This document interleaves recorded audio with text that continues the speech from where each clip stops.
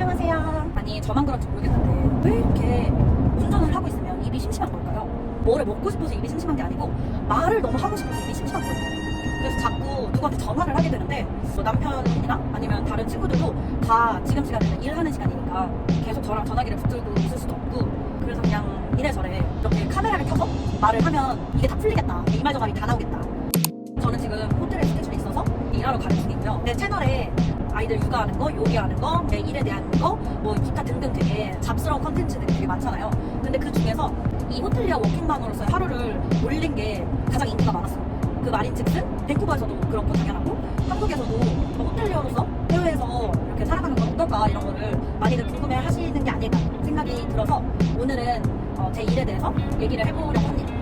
일단 저는 밴키 서버로 일하고 있어요.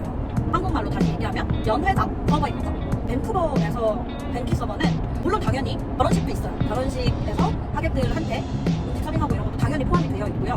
조금 다른 거는 밴쿠버에서는, 특히 저희 호텔에서는 결혼식은 그렇게 큰 비중이 별로 없어요. 한국만큼 많지가 않고, 그러면 대부분의 이벤트가 뭐냐, 밴쿠버에 있는 회사들에서 호텔을 빌려서 컨퍼런스를 진행하는 게 제일 큰 것 같아요. 스몰룸 빌려가지고 따로 소규모로 진행을 하거나, 그렇게 할 때 필요한 뷔페들, 음식들, 뭐 테이블 세팅 같은 거, 그런 것들을 게스트의 동선에 맞춰서 저희가 준비를 해주는 거, 그런 일들을 포함을 하고 있고요.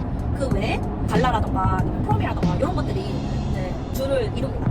그리고 이제 어떤 이벤트가 있다 그러면 이게 오기 전에 세팅하고 준비하는 사람부터 뭐 바를 담당하는 사람, 먼저 서빙을 담당하는 사람, 치우는 걸 담당하는 사람, 이런 그 포지션이 다 나눠져 있고, 저는 아직까지 경력이 그렇게 많지 않고 그때그때 넣어주는 거에 따라서 그냥 하고 있어요. 그리고 호텔에서 일하는 친구들 대부분이 다 투잡을 해요. 투잡, 쓰리잡. 그러니까 다른 호텔에서 일을 한다거나 아니면 어떤 자기 메인 잡을 또 가지고 있거든요. 여름에는 거의 일이 없고 아예 없다고 말할 수 있을 정도로 없어요.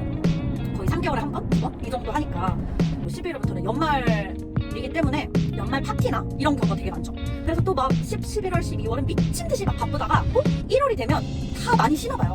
여기 밴쿠버에 사는 사람들이, 특히 회사원들이 많이들 쉬는 시기인 것 같아요. 그래서 그때부터 또 스케줄이 아예 없고 잔잔해요. 그래서 1, 2, 3월 정도가 진짜 1년 중에 가장 일이 없고, 그리고 또 한 4월부터가 되면 또 막 바빠지기 시작하는 거죠. 그래서 따지고 보면 저같이 파트타임으로 일을 하면 1년 중에 거의 한 6개월밖에 일을 안 하는 거예요. 그 6개월도 막 바쁜 주는 막 4, 5일을 출근하고, 안 바쁜 주는 또 뭐 하루 출근하고, 이런 식으로 되는 경우가 많거든요. 그러다 보니 고정적인 수익이 안 나오잖아요. 그래서 많은 직원들이 자기의 메인 잡을 풀타임으로 고정적으로 하고 있고 파트로 호텔을 합니다. 근데 저는 아무래도 아이가 있고 하다 보니까 파트로 일하는 게 나쁘지 않아요. 그래서 너무 주 5일을 고정적으로 출근하면 아이가 아플 때도 그렇고 어떤 행사가 있을 때도 그렇고 그거를 빠지기가 조금 애매하잖아요. 파트로 가끔만 일하니까 그것들을 조금 더 플렉서블하게 조정해서 제가 아이를 케어할 수가 있고, 가장 중요한 얘기는 안 했는데 밴쿠버 5성급 호텔에서 일을 하면 페이가 굉장히 세다고 들었는데 그게 맞는지 이런 것들 많이들 궁금하시는데, 제가 이 호텔에 들어오기 전에 2일, 조일 다 많이 경험을 해봤는데 그 경험상으로는 호텔에서 일을 하면 비교적 더 많이 버는 게 맞아요. 호텔에서 이벤트를 진행하려고 계약을 할 때 그 금액의 18%를 무조건 팁으로 내야만 돼요. 아무래도 그 금액이 되게 커지게 됩니다. 시간당 그레드 포인트가 붙어요. 그러니까 팁이라고 하는 거죠. 그걸 이제 호텔에서 그레드 포인트라고 하는데, 저희 호텔의 경우에는 그 그레드 포인트가 시간당 평균적으로 한 30불 정도가 붙거든요.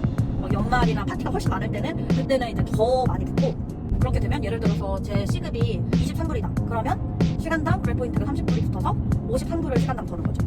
그러니 꽤 높다고 할 수 있죠. 근데 보통 일반 레스토랑은 시급을 낮게 책정하고 그것만 세금 신고를 하잖아요. 그리고 팁은 보통 현금으로 받는 경우가 많아요.